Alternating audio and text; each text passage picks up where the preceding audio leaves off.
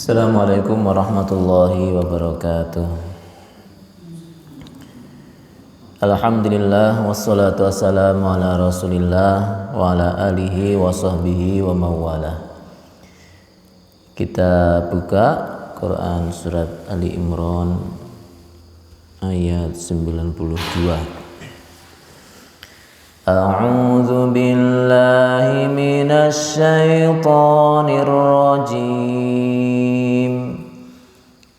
A'udzu billahi minasy syaithanir rajim.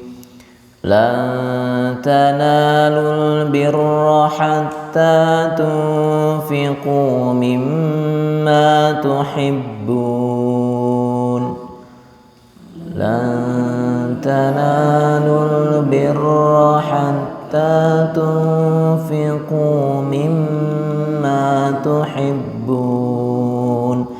wa ma tunfiqu min syai'in fa innallaha bihi alim wa ma tunfiqu min syai'in fa innallaha bihi alim.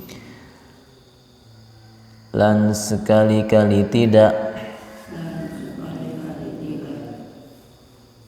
tanalu kamu akan mendapatkan albirra kebaikan hatta sampai tunfiqu kalian infakkan mimma dari apa yang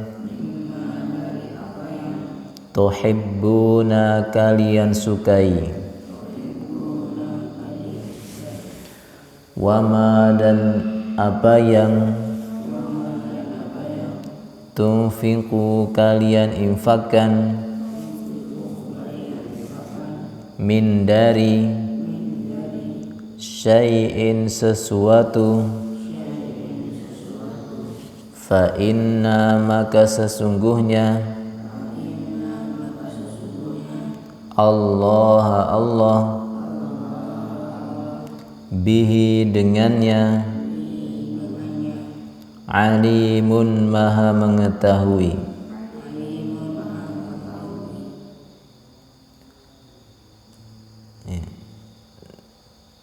Zarkashi.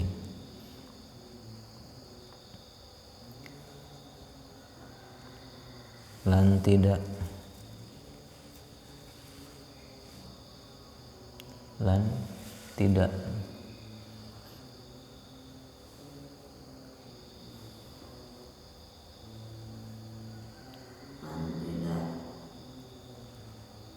tanalu kalian dapatkan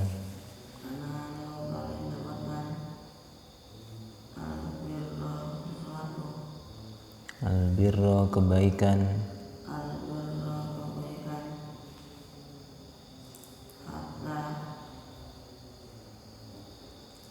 hatta sampai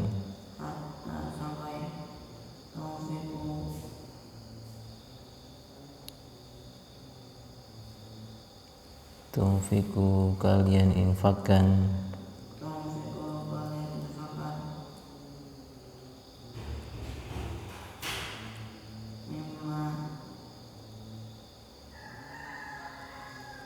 mimma dari apa yang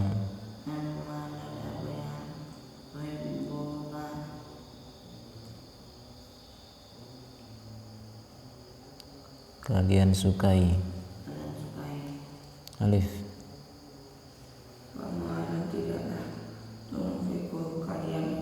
Wama dan apa yang tunfiqu kalian infakkan min syai'in dari sesuatu fa inna sesungguhnya Allah bihi dengannya alimun maha mengetahui. Ya. Lan tanalul birra hatta tunfiqu mimma tuhibbun. kalian tidak akan mendapatkan albirra, kebaikan, sampai kalian menginfakkan apa saja yang kalian sukai.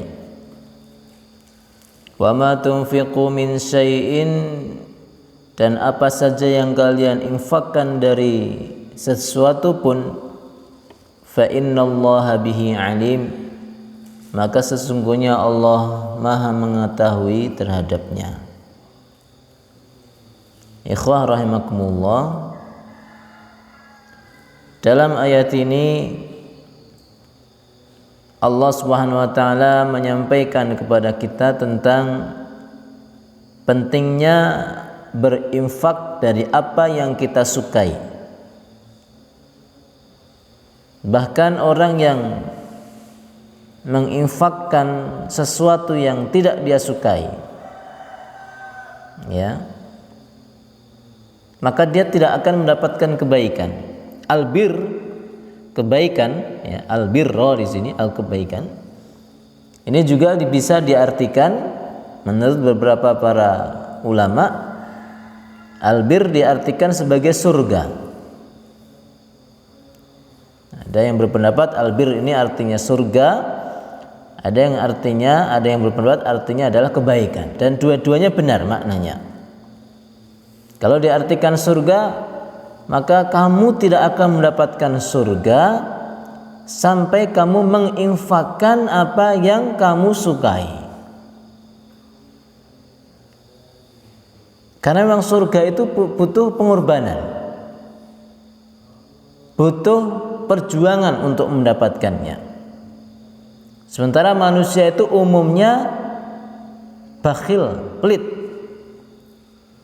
tidak mau menginfakkan apa yang mereka miliki. Sementara orang-orang yang dermawan, merekalah yang akan mendapatkan surga, merekalah yang akan mendapatkan kebaikan-kebaikan dari Allah Subhanahu wa taala dan juga orang-orang sekitarnya.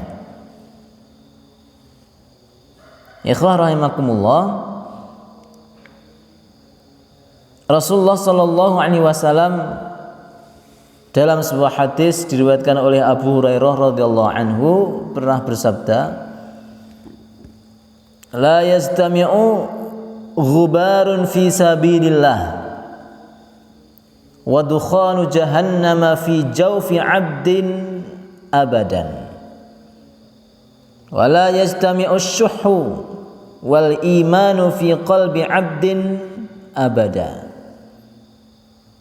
Hadis riwayat An-Nasa'i dan dikatakan hadis yang sahih. Tidak akan bersatu debu di jalannya Allah dengan asap neraka jahanam di dalam mulut seorang hamba selama-lamanya, dan tidak akan bersatu atau tidak akan berkumpul asyuh. Syuh ini artinya pelit, wal iman, dan keimanan di dalam hati seorang hamba selama-lamanya. Ya, berkaitan dengan ayat ini, Rasulullah dalam hadis ini menyampaikan, tidak mungkin orang yang memiliki iman itu dia punya sifat syuhu. Syuhu itu bakhil atau pelit. Bahkan syuhu ini kalau dalam bahasa Arab bukan hanya sekedar pelit harta, tapi pelit segala sesuatu untuk berkorban untuk orang lain atau untuk agama kita. Ya, kalau bakhil itu kan pelit, nggak mau ngasih harta kepada orang lain, ya. Dia punya duit banyak tapi tidak mau berbagi, punya makanan banyak disimpan sendiri sampai busuk lah, ini bakhil. Kalau syuhu itu lebih dari itu. Ada orang jatuh, dia pelit untuk menolong, ya. Dia tidak mau menolong, itu syuh.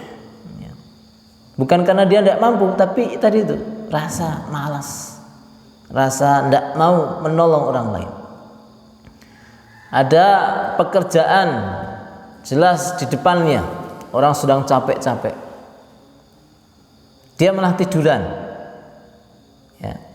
Dia malah sibuk dengan kegiatannya sendiri. Itu namanya syuh. Nah, orang iman itu tidak mungkin di dalam hatinya ada syuh, tidak mungkin rasa pelit, ya, dengan iman itu bersatu. Artinya apa? Seharusnya orang yang beriman itu dia enteng tangannya untuk selalu memberi, untuk selalu membantu orang lain dengan apa yang dia miliki. Ya, punya harta, ada orang yang miskin dia bantu, ada orang terbelit utang dia bayari utangnya. Dia punya tenaga, dia bantu dengan tenaganya. Ya, ini perlu tumbuhkan sifat empati, ya, pada diri antum semua. Ya.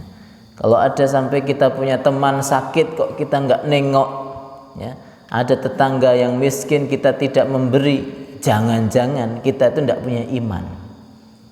Ya, karena orang iman itu seharusnya dia sensitif dengan lingkungannya. Dia tidak perlu disuruh, tidak perlu diminta. Kalau ada seseorang yang perlu ditolong, perlu dibantu, maka dia langsung menggerakkan hatinya sendiri untuk menolong dan membantu. Dan di dalam membantu ini Allah nyampaikan, lan tanalul birra hatta tunfiqu mimma tuhibbun. Kamu tidak akan mendapatkan surga, tidak akan mendapatkan kebaikan-kebaikan sampai menginfakkan apa yang kamu sukai. Karena umumnya manusia itu kalau infak apa? Ya nggak disukai. Sisa-sisa harta, sisa-sisa tenaga, sisa-sisa barang yang dia miliki. Dia punya baju-baju yang bagus di rumah, dikasihkanlah ke orang yang tidak punya baju apa? Baju yang paling jelek, yang bolong, yang udah kekecilan, yang seletingnya udah rusak, ya, yang warnanya sudah pudar, sudah kumal gitu ya. Wah, ini daripada nggak dipakai di rumah, kasih orang lain. Yang bagus-bagus disimpan. Nah, ini bukan sedekah yang terbaik, meskipun itu juga boleh-boleh saja, asal manfaat bagi orang lain daripada mubazir. Tapi kebaikan tidak akan dia dapatkan kalau dia tidak mau menginfakkan apa yang dia sukai. Dia punya buah-buahan di rumah, dia tahu tetangganya nggak pernah makan buah, dia pilihkan buah-buah yang jelek, yang sudah mulai busuk-busuk, ya, makanan yang mulai busuk, dikasih orang lain. Bakhil, ya. Jadi orang infak itu harusnya dia pilihkan hartanya yang terbaik, tenaganya yang paling prima, ilmunya yang paling berharga, dia infakkan kepada orang lain.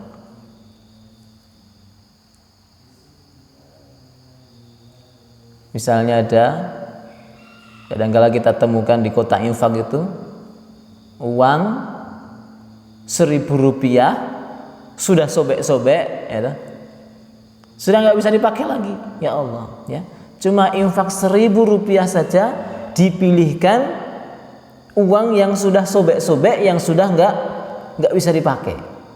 Betapa bakhilnya manusia. Padahal mungkin di dompetnya ada ratusan ribu, mungkin ada di ATM-nya jutaan. Dia pilihkan infak yang paling buruk. Kadang-kala kalau pas ada bencana itu, kita kadang-kala menerima pakaian bekas, tapi pakaiannya masya Allah sudah nggak bisa dipakai, bolong-bolong sana sini, ya. Nah, ini tidak akan mendapatkan pahala, ya. Seharusnya kita infak itu dengan yang terbaik yang kita miliki. Maka Rasulullah mengatakan tidak mungkin orang punya iman, tidak mungkin kalau orang di dalam hatinya iman itu dia memiliki sifat asyuh, sifat yang bakhil, yang sangat pelit, ya. Tidak mau membantu, tidak mau berkorban untuk agamanya. Jelas di samping rumahnya ada masjid baru dibangun, ya, ikut ngecor aja tidak mau, ya. Jelas di samping rumahnya ada sekolah sedang dibangun, ya, ikut infak semen 1 sak saja tidak mau. Oh, itu pelitnya bukan main. Ya, antum jangan sampai seperti itu. Karena orang memberi tidak harus punya terlebih dahulu. Itu rumusnya. Orang memberi tidak harus punya dulu. Ada beberapa orang yang diceritakan ada si fulan, dia sudah membantu, langsung komentarnya apa? Oh ya pantaslah dia orang kaya. Lah orang membantu itu enggak harus kaya dulu. Dia bisa membantu dengan tenaganya, bisa dengan ilmunya, ya kan? Bisa dengan ya mungkin doanya bahkan. Yang doakan aja enggak, apalagi sampai infak dengan harta. Hatta tunfiqu mimma tuhibbun, sampai kamu infakkan apa yang kamu sukai. Rasulullah dalam hadis yang lain berkaitan dengan hal ini, salasun muhlikatun, beliau bersabda, ada 3 hal, ada 3 perkara yang membinasakan. Syuhun muta'un, yang pertama adalah kebakhilan atau kekikiran yang dipatuhi, yang ditaati, yang selalu dilayani. Memang manusia itu rasa hatinya itu selalu kikir, eman-eman. Punya tabungan disimpan, punya makanan disimpan, punya barang-barang berharga disimpan, dan itu terus ditaati oleh dia, ya, atau diperturutkan. Tidak ada orang kok suka, manusia itu nggak ada yang suka istilahnya memberikan sesuatu yang dia cintai untuk orang lain, nggak ada. Fitrahnya seperti itu. Yang bisa seperti itu siapa? Orang yang iman. Dan itu perlu latihan nanti. Perlu latihan sejak kecil. Ya, kebiasaan suka memberi, kebiasaan suka empati, simpatik kepada orang lain itu harus antum tumbuhkan.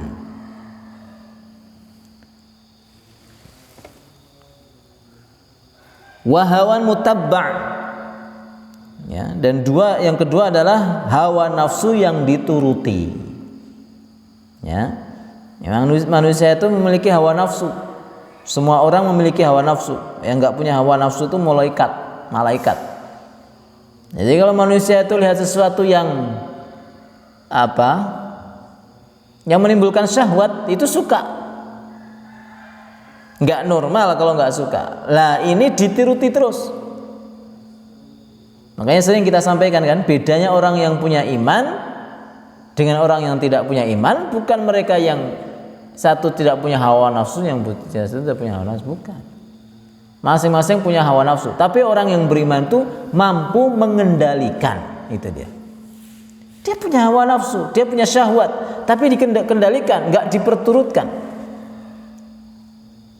Punya selera untuk makan, orang beriman juga punya selera untuk makan, tapi tidak diperturutkan. Orang yang tidak punya iman makan terus nggak habis-habis. Selesai ini makan ini, selesai ini makan, sampai dia kekenyangan tidur. Malas dalam belajar, malas dalam beribadah. Kalau orang beriman makan secukupnya. Kulu washrabu wala tusrifu, nggak berlebihan. Orang beriman punya syahwat. Orang yang tidak beriman juga punya syahwat. Tapi orang beriman tidak perturutkan syahwatnya. Dia gunakan segala anggota tubuhnya dengan cara yang halal. Ya. Menikah, ya kan? Dengan cara yang halal. Orang yang tidak beriman berzina, yang memperturutkan hawa nafsunya. Yang ketiga, wa'ijabul mar'i bi nafsihi.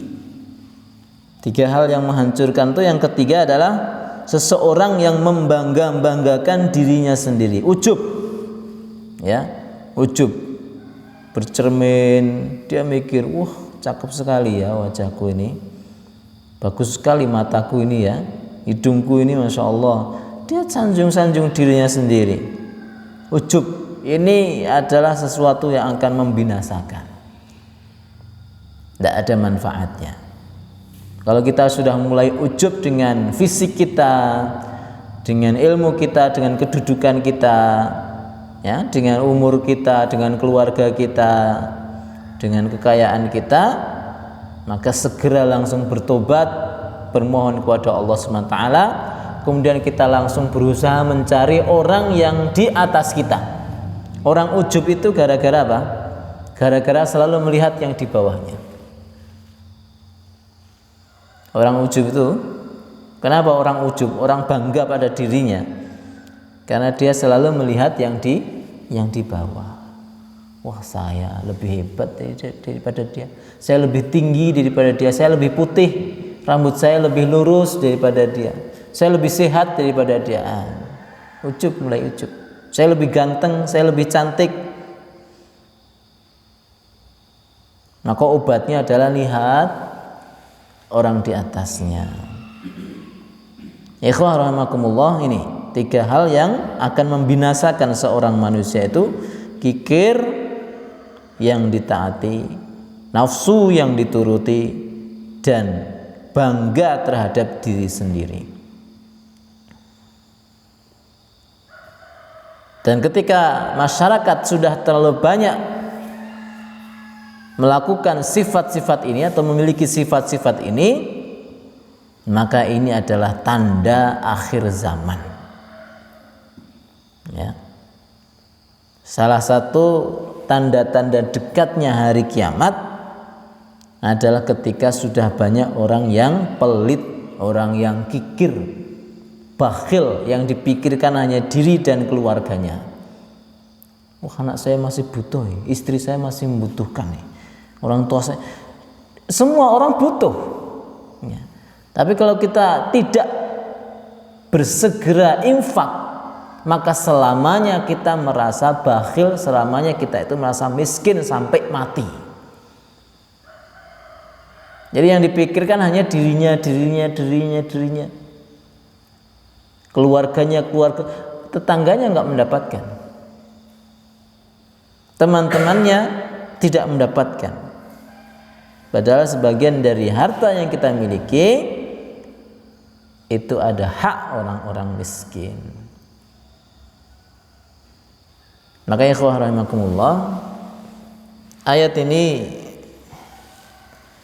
adalah memberikan motivasi kepada kita semua untuk senang berinfak, ya, di jalan Allah Subhanahu wa taala. Dan orang yang infak itu tidak ada ruginya.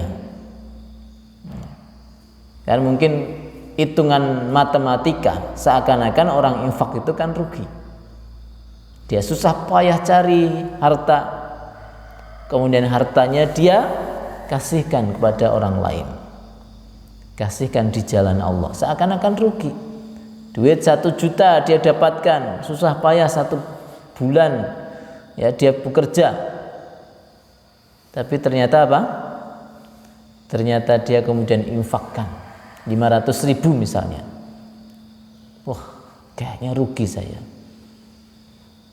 Tapi tidak. Dalam sebuah ayat Allah Subhanahu wa taala berfirman dalam Quran surat Saba ayat 39, "Wa ma anfaqtum min syai'in fahuwa yukhlifuh wa huwa khairur raziqin." Dan apa saja yang kamu infakkan dari sesuatu pun, maka dia Allah akan menggantinya, dan dia Allah adalah sebaik-baik pemberi rizki. Nah ini, jadi apa saja yang kita infakkan, baik itu berupa tenaga, ya kalau infak biasanya harta ya, berupa harta, berupa uang apa ya, atau kita sedekahkan, sedekah harta, sedekah tenaga, sedekah ilmu, apa saja yang kita infakkan, kita nafkahkan, kita sedekahkan, kita wakafkan, kita hibahkan, selama itu ikhlas karena Allah Subhanahu wa taala, di jalan Allah Subhanahu wa taala, maka dia akan menggantinya langsung. Jadi tidak rugi. Dan Allah kalau mengganti nggak sama seperti yang kita infakkan, infak 1 juta kembali 1 juta, enggak. Kalau Allah ganti, pasti Allah ganti dengan berlipat ganda. Maka sepertinya orang yang infak itu seperti orang yang nabung. Orang yang nabung, investasi, diinvestasikan kepada Allah, dipinjamkan kepada Allah, dititipkan kepada Allah. Makanya dalam sebuah hadis juga disebutkan orang yang infak dengan dari hasil kerjanya yang halal, orang kerja dengan cara yang halal, kemudian dia infakkan, maka Allah Subhanahu wa taala akan menerima dengan tangan kanannya. Jadi infak itu sebelum misalnya dia infakkan dalam kotak amal, maka sebelum sampai ke kotak amal itu jatuh ke tangan kanannya Allah SWT terlebih dahulu. Kemudian apa yang dilakukan oleh Allah dalam hadis itu? Kemudian Allah akan mengembangbiakkan apa yang dia infakkan itu menjadi banyak, seperti unta, seperti gunung yang besar, seperti unta yang banyak. Jadi uang yang antum infakkan bukan hanya jatuh di kotak infak, bukan hanya jatuh di tangan orang-orang miskin, tapi jatuh di tangan kanannya Allah Subhanahu wa taala, dan Allah hanya memiliki tangan kanan. Jadi ikhwan rahimakumullah, ini bagaimana mulianya infak yang dilakukan oleh seorang muslim. Ya, lagi-lagi semuanya ada syaratnya, yaitu seseorang itu harus memiliki iman. Ini kita sampaikan dalam ayat yang sebelumnya, ya, orang-orang yang tidak punya iman, ya, mereka terhalang mendapatkan kebaikan atau balasan kebaikan dari segala apa yang mereka infakkan, meskipun mereka infak sebesar apa? Sebesar bumi berupa emas. Ini salah satu manfaat infak. Infak yang lain juga manfaatnya apa? Rasulullah dalam sebuah hadis bersabda, "Ma naqasat shadaqatun min malin." Sedekah itu tidak akan mengurangi harta. Orang bersedekah 10% dari hartanya, 20% dari hartanya, itu tidak akan mengurangi harta yang sesungguhnya, bahkan akan melipat gandakan harta yang ada, memberkahi harta yang ada. Sehingga jangan kita meremehkan sedekah ini, meremehkan infak ini, karena sesungguhnya dia justru akan membuat harta yang ada yang di kita itu akan semakin berkah. Bahkan dalam kaitan masalah sedekah ini, Allah SWT sampai menurunkan 2 malaikat setiap pagi seperti ini. Allah SWT menurunkan 2 malaikat, di mana salah satunya berdoa, ya, salah satu dari malaikat itu berdoa, Allahumma a'ti munfiqan khalafan. Ya Allah, berikanlah kepada orang yang infak itu ganti. Jadi dia setiap pagi berdoa. Kalau ada orang infak pagi hari, dia berdoa, ya Allah, gantilah segala harta yang telah diinfakkan orang tersebut. Kemudian malaikat yang satunya berdoa, Allahumma a'ti mumsikan talafan. Ya Allah, berikanlah kebinasaan harta kepada orang yang menahan hartanya. Orang yang bakhil, orang yang pelit, ya Allah, binasakan hartanya. Ini didoakan oleh malaikat. Sehingga orang-orang bakhil itu, lihat aja, Mbok kekayaannya sebanyak apapun akan habis, akan mustah. Ya, di musim corona seperti ini, lihat banyak perusahaan-perusahaan yang hancur lebur. Dia merasa sudah hebat, dia tahan semua hartanya. Allah habiskan dalam hitungan hanya beberapa hari saja. Dan di musim corona ini seharusnya adalah waktu yang terbaik kita semua untuk berinfak. Kenapa? Karena orang lain, kebanyakan manusia yang tidak punya iman, mereka menahan hartanya, dieman-eman hartanya, eman-eman. Nanti gimana usaha saya? Nanti gimana penghasilan saya?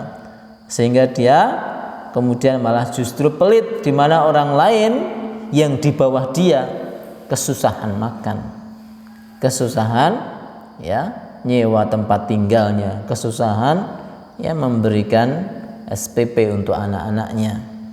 Dia tahan orang-orang kaya ini.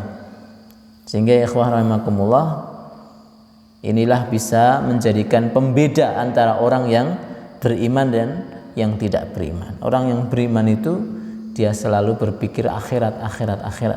Segala yang ada pada dirinya dia habiskan, dia belanjakan untuk kepentingan akhirat.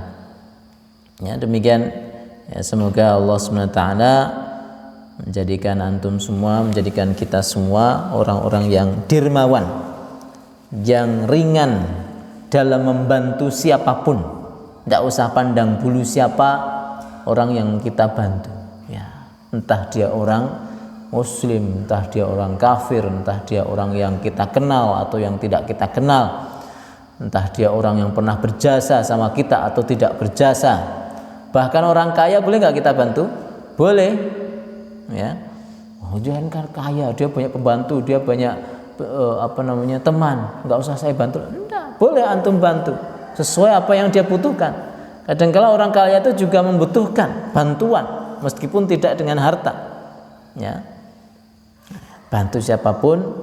Kenapa? Yang kita cari adalah pembalasan dari Allah, bukan pembalasan dari orang yang kita bantu. Ya terlalu remeh kalau kita membantu orang hanya berharap dibalas oleh dia. Bisa jadi malah tidak dibalas, kemudian kita malah kecewa. Tapi kalau kita berharap kepada Allah, Allah akan membalas dengan yang lebih baik. Demikian anak-anak sekalian dan semuanya yang mendengarkan kajian ini.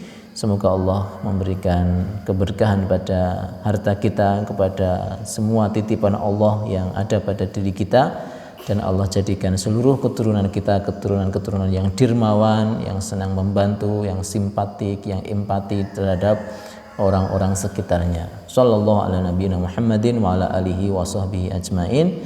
Assalamualaikum warahmatullahi wabarakatuh.